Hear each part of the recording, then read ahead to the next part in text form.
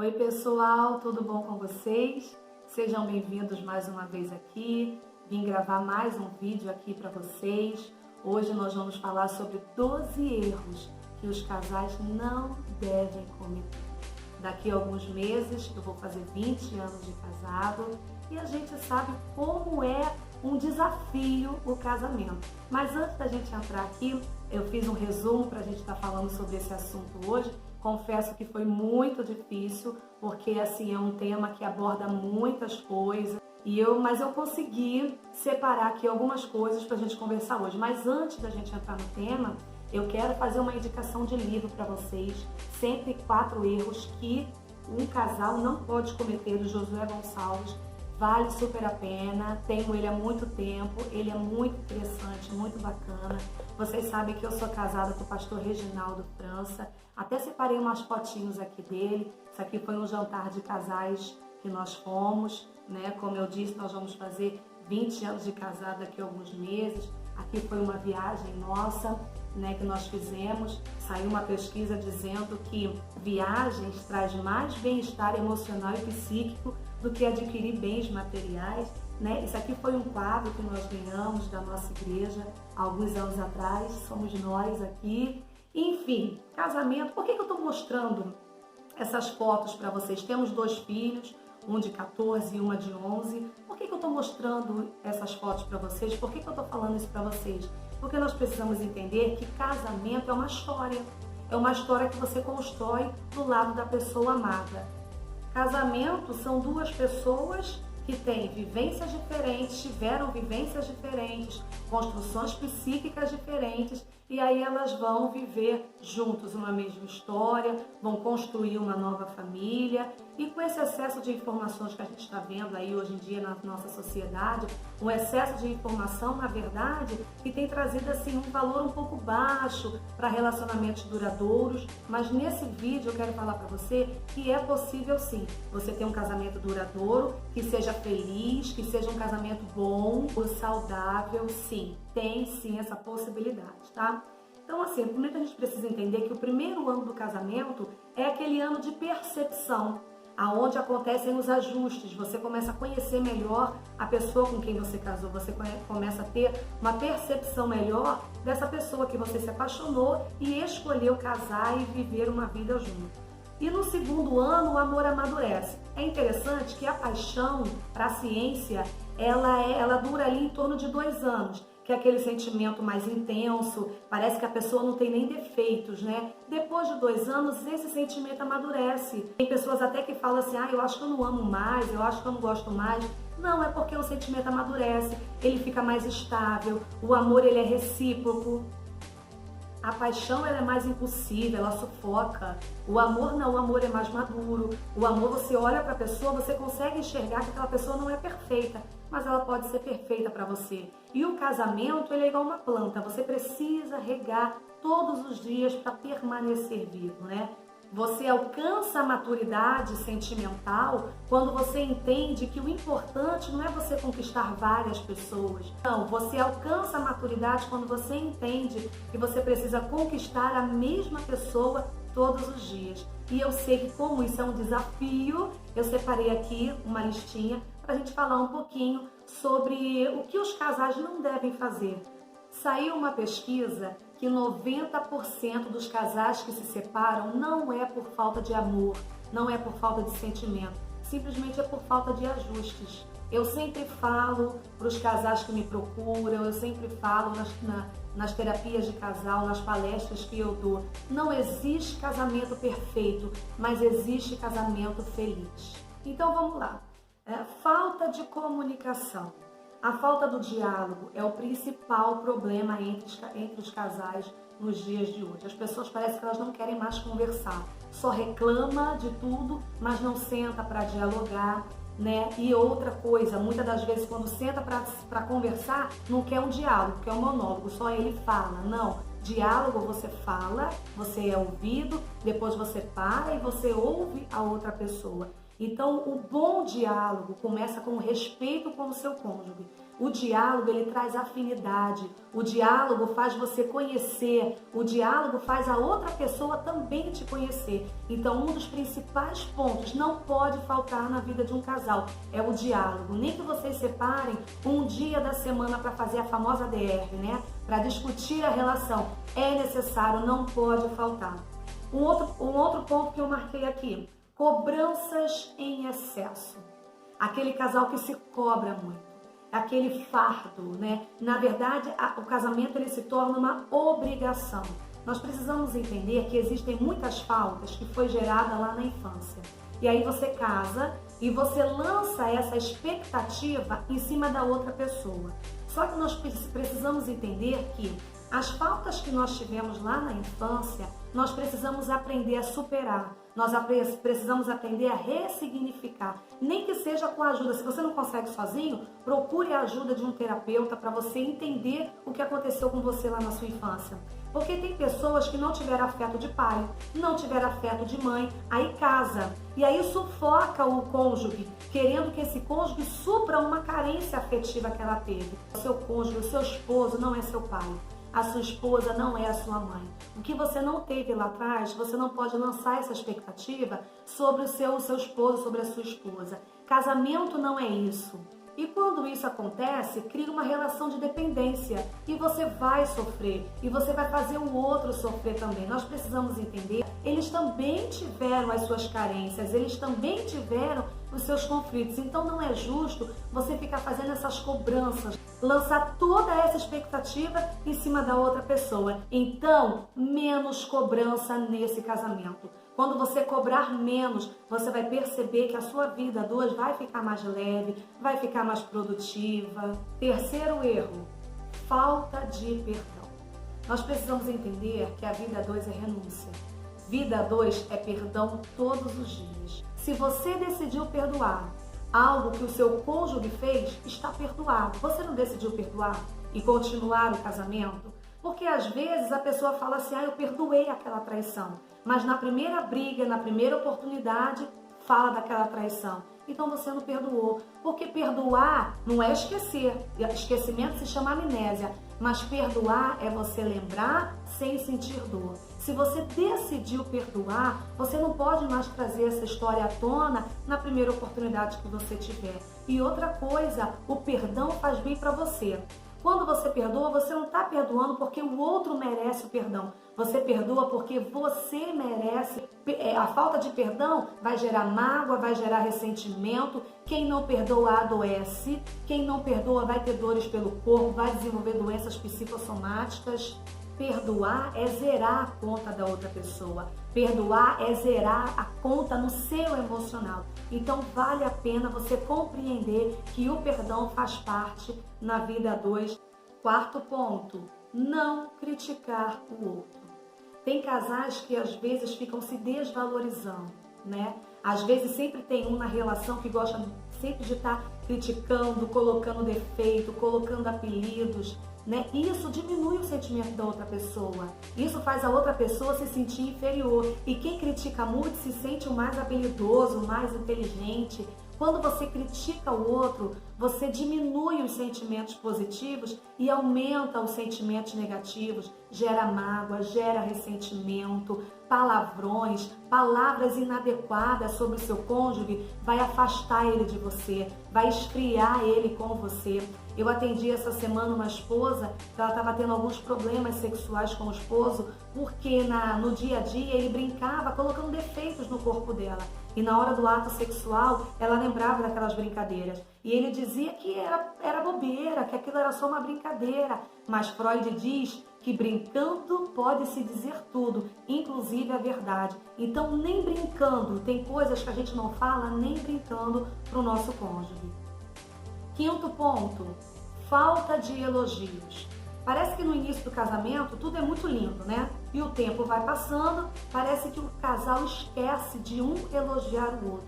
E elogiar, que eu digo, é tanto fisicamente quanto no comportamento, nas habilidades. Porque tem pessoas que elas potencializam muito os erros, né, do cônjuge e esquecem de enaltecer as qualidades.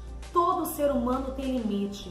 Todo ser humano oferece aquilo que ele consegue oferecer. A pessoa ela não consegue dar além daquilo que ela é capaz, além da sua capacidade. É muito interessante, é muito prazeroso quando o seu cônjuge olha para você e recebe um elogio. Quando você faz alguma coisa e ele vai lá, ela vai lá e enaltece aquela sua qualidade, aquela sua habilidade, né? Te parabeniza por algum comportamento, isso é regar a plantinha, isso é dar vida ao casamento. Até porque um cônjuge que sempre deprecia, que sempre julga de uma forma negativa, ele tem problema com ele mesmo, né? Ele tem problema com a autoestima dele. Um cônjuge que tem confiança de quem ele é, ele consegue sim elogiar o seu cônjuge. Sexto ponto, excesso de ciúme. E isso tem sido um problema grande na vida dos casais. Sabe o que é o ciúme? É insegurança. Você não sabe quem é você.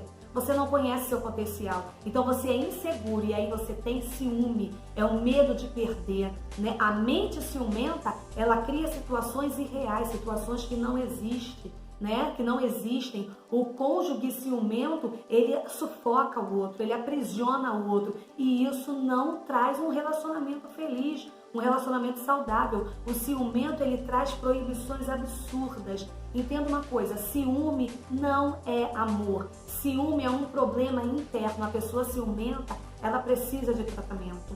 Porque o ciúme, ele é a manifestação de um complexo de inferioridade da pessoa. É um sintoma de imaturidade afetiva, de imaturidade emocional. O ciumento, ele não se acha capaz de manter um amor, de manter um relacionamento. Então tudo ele se sente ferido, ele se sente humilhado, ele tem problema com seu amor próprio. Por isso que ele é ciumento. E se você é ciumento, eu te aconselho a procurar ajuda urgentemente para você compreender o porquê que você tem esses sentimentos que te fazem mal e acaba fazendo mal para o seu cônjuge também. Sétimo ponto, passividade.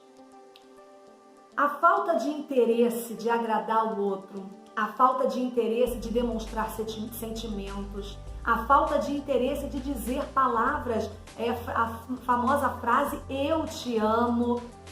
Essa passividade, essa coisa, já tá tudo bom, já casei, já foi, isso causa esfriamento pro casal. Não importa se você tem 2 anos de casado ou se você tem 30 anos de casado, é necessário sim você investir no seu relacionamento.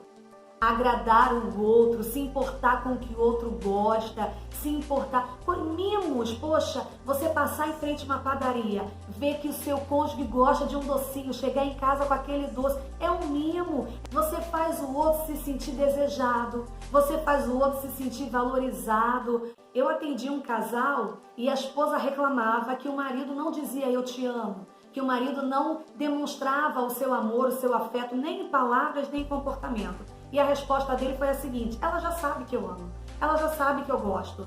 Para ele, isso era o suficiente, mas para ela não era. É necessário, através de gestos e palavras, você está sempre valorizando e mostrando que o seu cônjuge é necessário e é desejado. 8º ponto, rotina sexual. Infelizmente, os casais se permitem entrar nessa rotina sexual. No início do casamento, parece que o sexo é mais constante, né? E é mais intenso, um está descobrindo o outro, e são criativos e fazem surpresas, e o tempo vai passando, a responsabilidade vai aumentando, vai chegando as contas para pagar, né? Vão chegando as contas para pagar, vem o estresse, vem o trabalho, vem a rotina, vem os filhos, e para a mulher essa questão da chegada dos filhos diminui também a libido. Enfim, surgem novas situações e o casal acaba entrando nessa rotina sexual. A gente precisa entender que realmente no início do casamento é mais constante, são mais vezes que o ato sexual acontece. Porém, com o tempo, o sexo também amadurece. Talvez não acontece tantas vezes como antes, porém a qualidade do sexo melhora. Mesmo que a libido não seja tão alta quanto no início do casamento, o desejo ainda está ali. E esse desejo ele precisa ser despertado. Os homens precisam entender que as mulheres elas precisam do toque, do carinho. Muitos homens reclamam que a mulher não quer mais o sexo. Mas você lembra que você era sedutor, como que você a conquistava? E depois que casou, você continua sendo sedutor? Você continua conquistando a sua esposa? As mulheres, né, lá no namoro, no início do casamento, estava sempre arrumadinha, bonitinha, cheirosa. Será que você tem esperado seu esposo em casa de uma maneira que ele chegue e sinta aquele cheirinho bom, que ele olhe e goste do que ele está vendo? O que está faltando na vida dos casais, depois de um certo tempo, é mais criatividade. Falta vontade de criar, sabe? É como se fosse uma preguiça sexual. O desejo, ele não vem pelo corpo perfeito. O desejo, ele vem também por outras características que vão te atrair na outra pessoa. É necessário criar momentos, criar oportunidades, mudar a lingerie, mudar o cômodo da casa, toma banho junto, sabe? Desperta de alguma maneira esse desejo sexual que continua aí. Se você precisar, se você perceber que você tem algum problema orgânico, procure um médico, tome um remédio, mande mensagens apimentadas durante o dia. Sabe por quê? Sabe qual é o nosso maior órgão sexual? É o nosso cérebro. É aqui que você trabalha para o seu corpo funcionar. Faça programações a dois, tenha diálogo sexual. Normalmente, quando a gente conversa com os casais, normalmente a mulher que é aquela parte que quase não quer muito ato sexual. E eu sempre pergunto para o esposo, será que você não está fazendo algo que ela não gosta? Vocês já conversaram sobre isso? É necessário ter o diálogo sexual, você falar o que você gosta, o que você não gosta. Você pode ter 40 anos de casado e ter uma vida sexual super satisfatória. Basta você querer. Nono ponto aqui. Tentar querer mudar o outro. Uma vez eu ouvi uma frase que eu achei muito engraçada. Que o homem casa querendo que a mulher não mude. E ela muda. E a mulher casa querendo que o homem mude. E ele não muda. Então nós vemos hoje em dia os casais querendo um mudar o outro. E fica aquela guerra, aquela briga, aquele desgaste emocional. Gente, ninguém muda ninguém.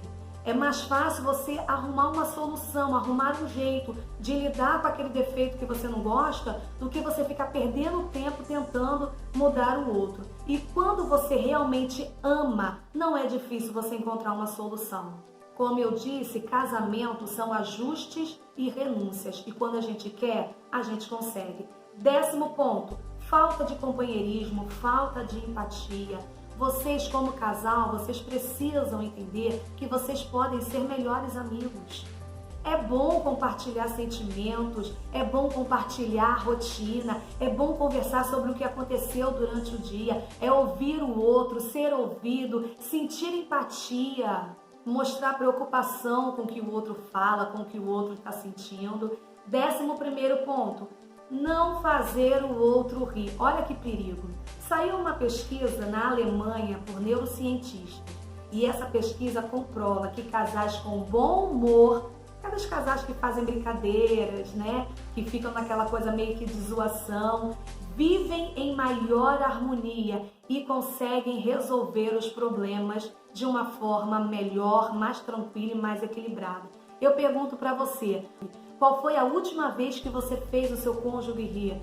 Nessa mesma pesquisa diz que as mulheres gostam mais de homens que as fazem sorrir. Nessa mesma pesquisa diz que a vida dos casais bem-humorados, a vida sexual dos casais bem-humorados é muito melhor. A vida é muito tensa. Sorriem, brinquem um com o outro, tenham momentos de recreação entre vocês. 12º ponto e último deste vídeo, se preparem porque eu vou fazer a parte 2 desse vídeo, porque como eu disse, não deu para colocar tudo aqui. 12º ponto, contar para a família os problemas do casal. Tem casais que não conseguem resolver os problemas, os conflitos entre eles e leva para a família. O que acontece? Depois, vocês vão se reconciliar, vocês vão ficar bem, mas a família não vai esquecer. Os pais tendem a ficar do lado dos filhos. Sabe o que acontece quando você leva o seu problema de casal para a sua família? Você cria um ambiente familiar tenso, um ambiente familiar com conflitos, porque a família não vai esquecer o que ele fez com você. A sua família não vai esquecer o que ele fez com você. A família dele não vai esquecer o que você fez com ele. Casais maduros precisam entender que eles precisam resolver as situações entre eles, a dois. Vai lá, entra no teu quarto, fecha a porta, conversa, fala tudo, resolve o que precisa resolver ali. Se não está dando conta de alguma coisa muito grave, procure um profissional, procure um terapeuta, faça a terapia de casais, porque isso também pode abrir uma porta, né, para que os pais comecem a interferir na vida do casal, porque o casal vai conversar, vai se entender, vai se perdoar, mas os pais não vão esquecer. Eu espero que esse vídeo tenha te ajudado de alguma forma aí para você colocar em prática no seu dia a dia, na sua rotina. Se você gostou, compartilha, curta, se inscreva, deixe comentário e se prepare, porque eu vou fazer a parte 2 desse vídeo, tá bom? Muito obrigada por ter ficado comigo até aqui e até a próxima!